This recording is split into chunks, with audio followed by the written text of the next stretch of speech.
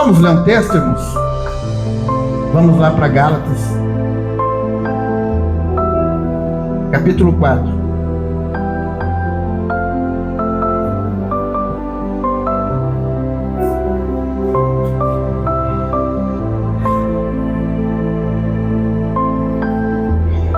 Vamos ler um pouquinho do versículo 1 e depois vamos lá para o 8. Diz assim o primeiro, capítulo 4 de Gálatas. Encontraram? Paulo falando aos Gálatas: digo, porém, o seguinte: durante o tempo em que o herdeiro é menor de idade, em nada difere de um escravo, mas sendo o senhor de tudo, mesmo sendo o senhor de tudo, mas está sob tutores e curadores até o tempo predeterminado pelo Pai. Assim também nós, quando éramos menores, estávamos escravos aos rudimentos do mundo. Foi bem claro, né? Mesmo que tu tenha uma herança, como menor de idade, tu não tem o direito de usufruir dela. Tem tutores que comandam ela. Paulo está dizendo assim: mesmo que você tivesse uma herança, vocês não tinham amadurecido, não tinha idade suficiente para herdar, para conhecer. Então você observa que Paulo está falando de um tempo em que Deus usava uma lei, um profeta, para falar, porque eles não tinham acesso direto. Vamos mais adiante, versículo 8. Mas no passado, quando não conheciam a Deus, vocês eram escravos de deuses que, por natureza, não são Deus. Então, lá no passado, era escravo de deuses que, por natureza, não eram Deus.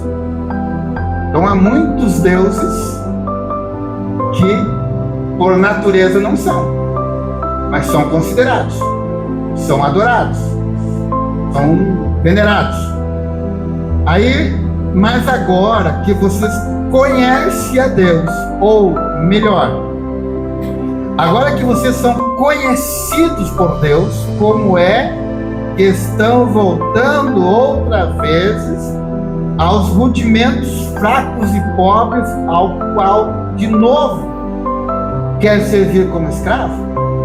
Então Paulo estava orientando assim: vocês agora têm o entendimento, vocês agora são maduros no conhecimento.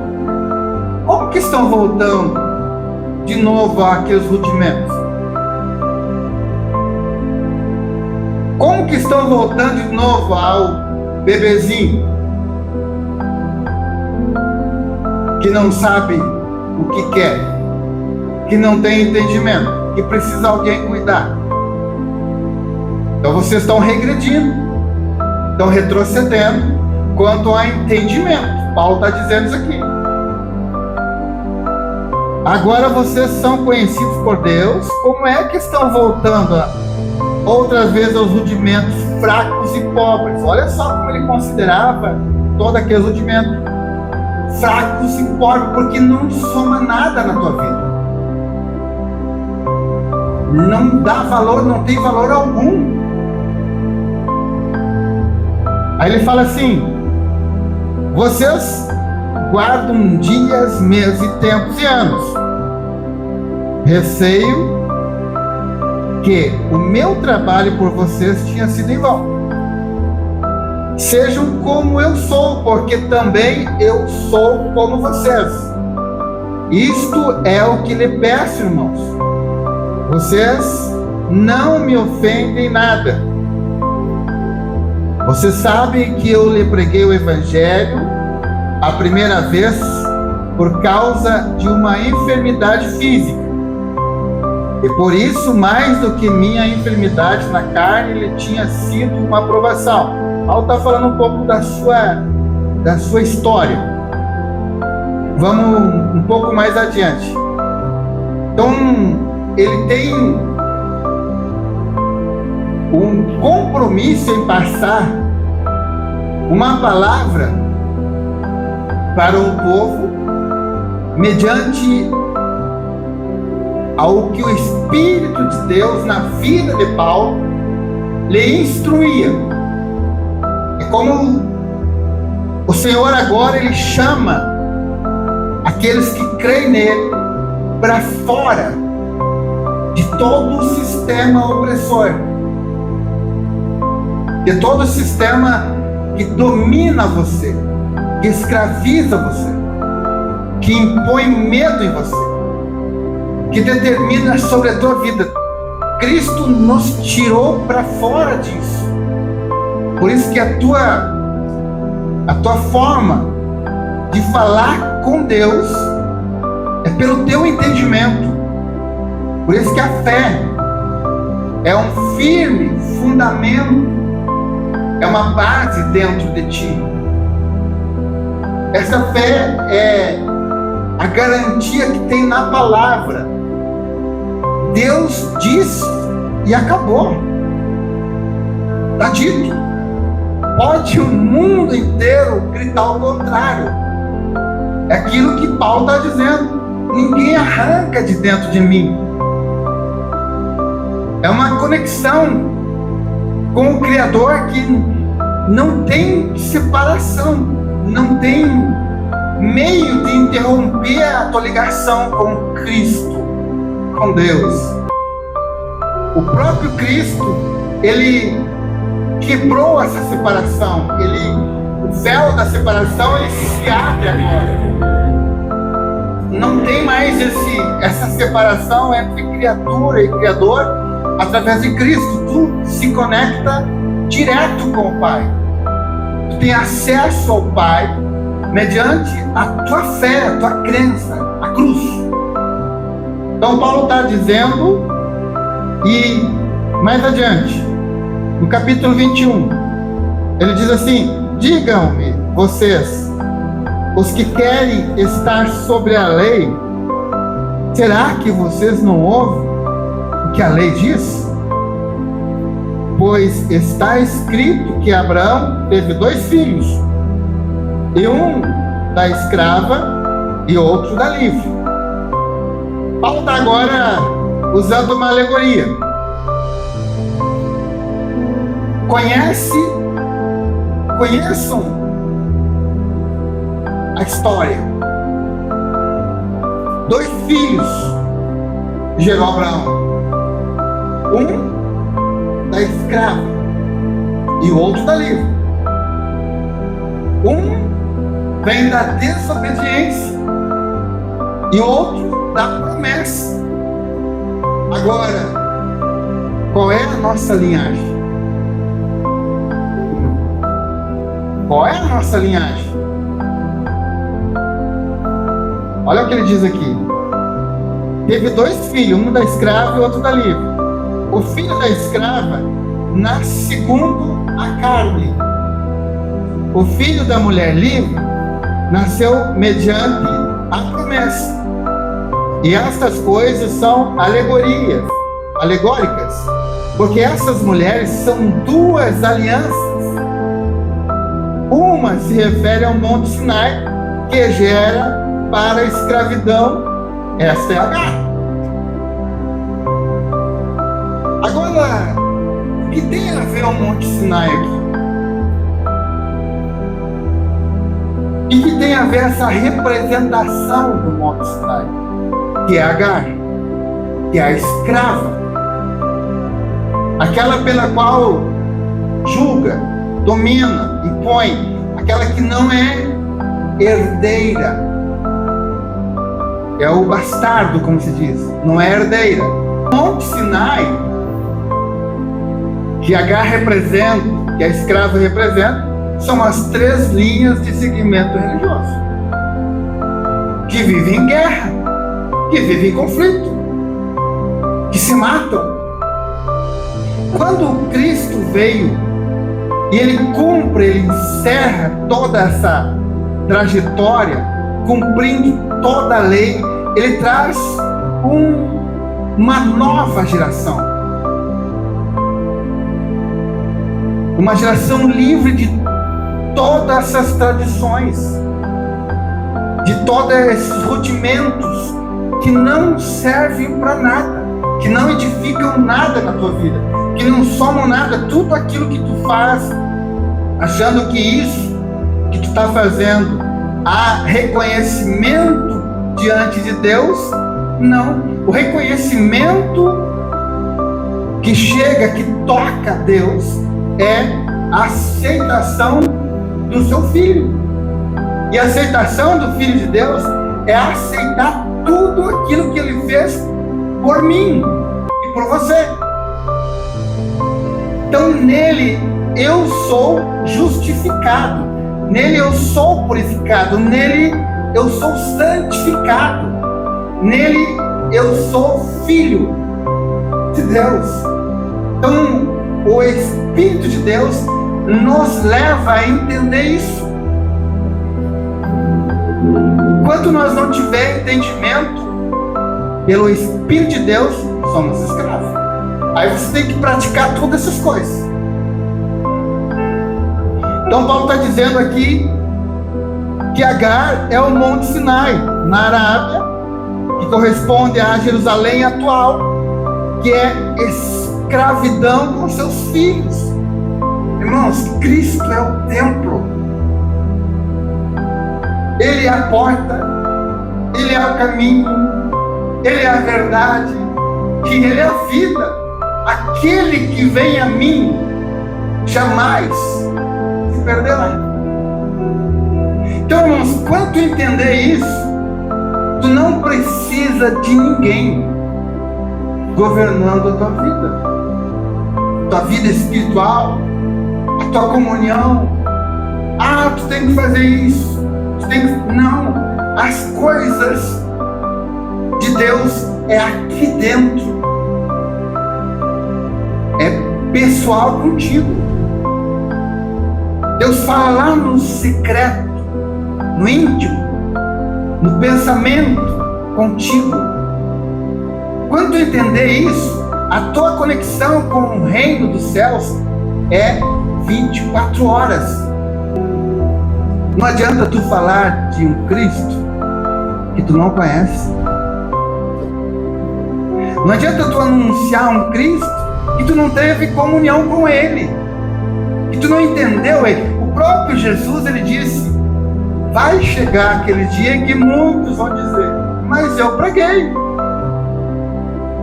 mas eu anunciei, mas eu curei, mas eu arrebatei multidões, eu conquistei, eu fiz movimentos, eu fui líder, eu fui pastor, eu fui isso, aquilo, eu fui bispo, tá? O que ele vai dizer para eles? Tu não é filho da livre, tu é filho da escrava. Porque, irmãos, eu te pergunto uma coisa para ti. Tu pode dar o que tu não tem? Se tu não tem liberdade, tu pode dar liberdade? Não. Quando tu não dá liberdade, tu é escravo também. Tu é preso também.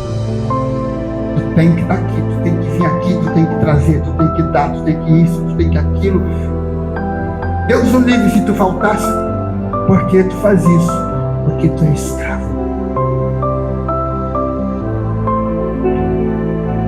Tu não é filho da livre, tu é filho da escrava. O que Paulo está dizendo aqui?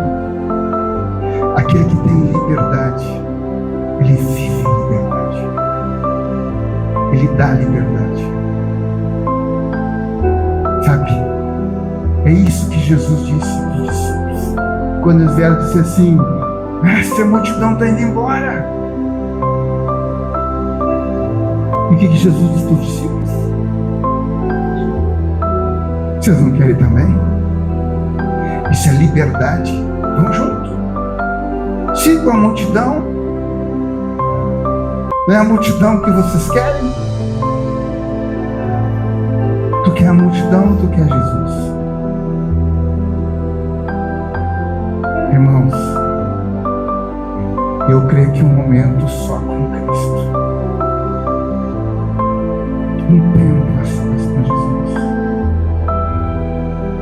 é melhor do que estar com milhares de pessoas. Não é? Um momento a sós com Ele, ou viver a sós com Ele, e a certeza da presença dEle.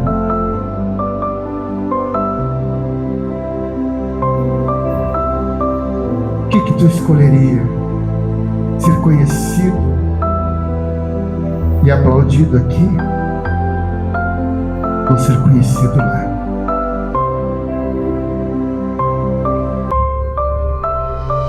No reino celestial.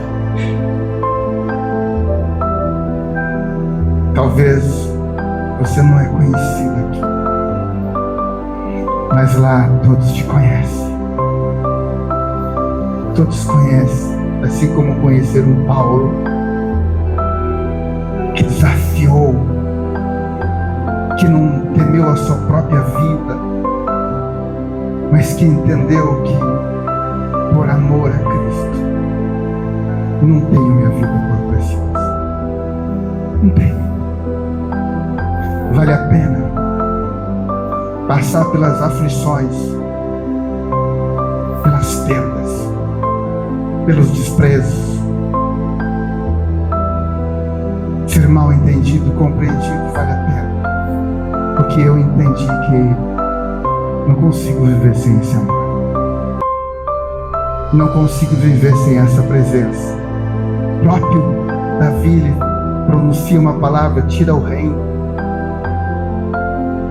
tira todas as conquistas que eu conquistei até agora, tira todos os reconhecimentos, mas não tira a tua presença.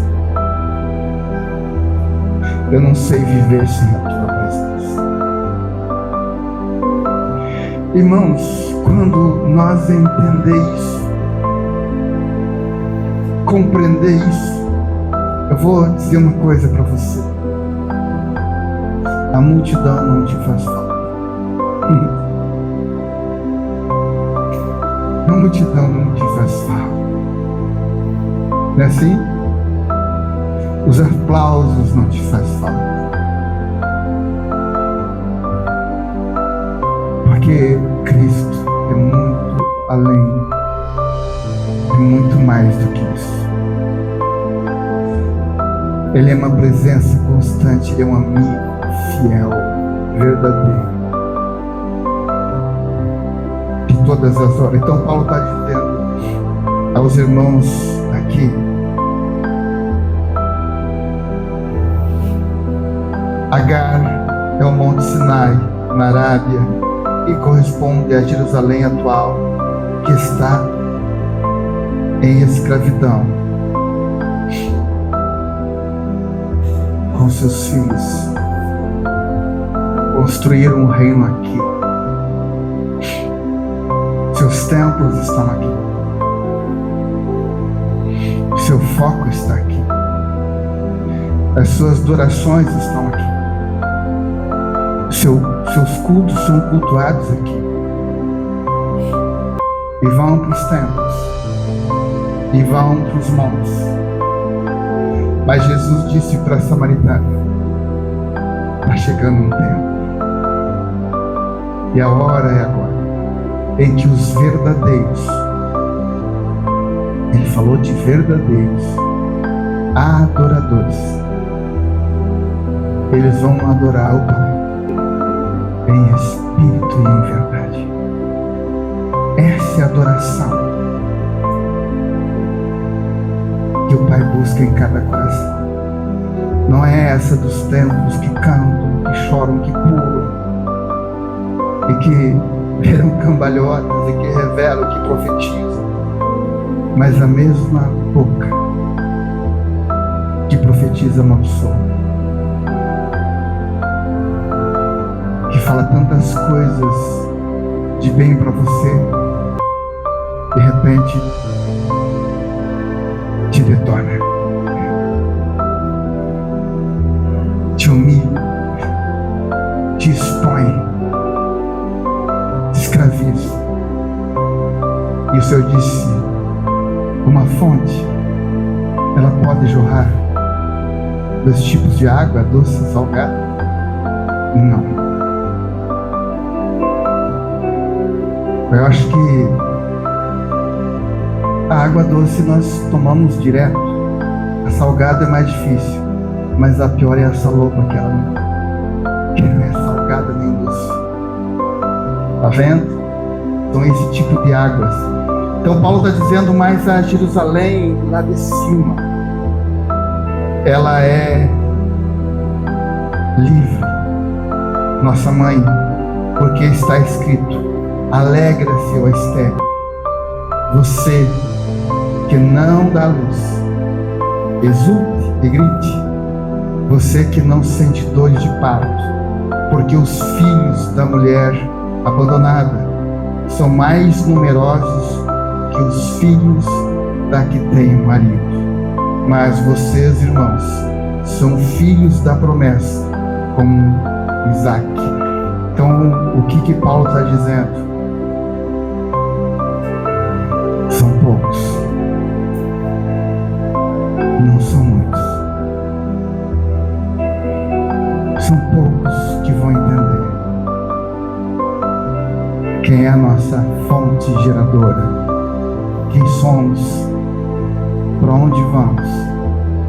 E quando nós entender isso, irmãos, alegra o teu coração, alegra, regozija na tua alma quando muitos te abandonarem e desprezarem por amor a Cristo, por causa do amor que sente no teu coração, da luz que brilha, do entendimento, da clareza, da beleza que flui do teu interior, de palavras de vida, de construção, de equilíbrio, de orientação.